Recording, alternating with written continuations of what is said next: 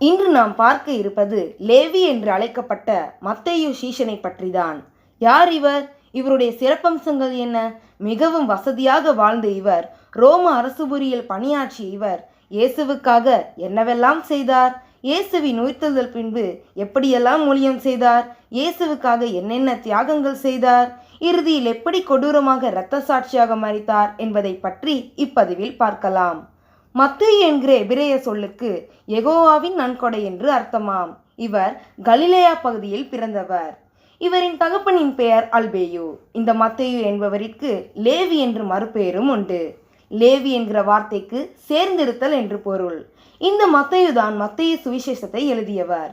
இந்த மத்தேயு நன்கு படித்தவர், முறையாக கல்வியை கற்றுக்கொண்டவர், வசதியான வீட்டு பிள்ளை.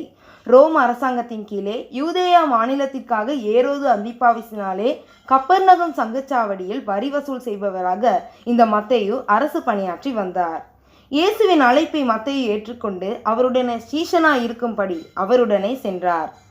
வரி வசூலிப்பவர்களை இயேசுவின் காலத்தில் ஆயக்காரர் என்று அழைத்தார்களாம். அன்றைய நாட்களில் 2 விதமான வரிகளை வரி வசூலித்து வந்தார்கள். அதாவது, காபா என்கிறவர்கள் உணவுப் பொருட்கள், தானிய வரி, வீட்டு வரி போன்றவைகளை வரி வசூலித்தார்கள்.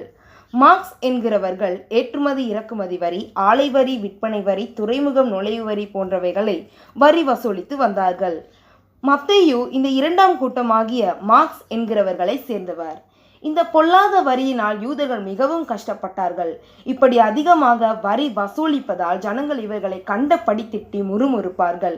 சில பேர் அவர்களை நோக்கி, நீ எல்லாம் நாசமா போயிருவ என்று கூட திட்டுவார்கள். ஆனால் இயேசுவோ மக்கள் எவ்வளவுதான் ஆயக்காரரை வெறுத்தாலும் அவர்களுக்கும் ஒரு ஆத்துமா உண்டென்பதை அவர் அறிந்து அவர்களையும் நேசித்தார்.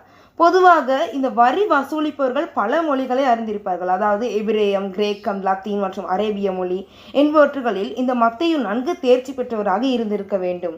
மத்தேயுவை கர்த்தர் அழைத்த போது அவர் இயேசுவுக்கும் மற்ற சீஷர்களுக்கும் தடபுடலாக ஒரு பெரிய விருந்து பண்ணினார். அப்பொழுது பரிசேயர்கள் சீஷர்களை பார்த்து, என்னப்பா, உங்க போதகர் ஆயக்காரரோடும் பாவிகளோடும் உட்கார்ந்து போஜனம் பண்ணுறாரு போல என்று சீஷர்களிடம் கேட்டதை நாம் பார்க்கிறோம். மற்ற சீஷர்களோடும் கூட இந்த மத்தேயு பெந்தகோஸ்தே நாளன்று ஆவியானவரின் அபிஷேகத்தை பெற்றுக்கொண்டார்.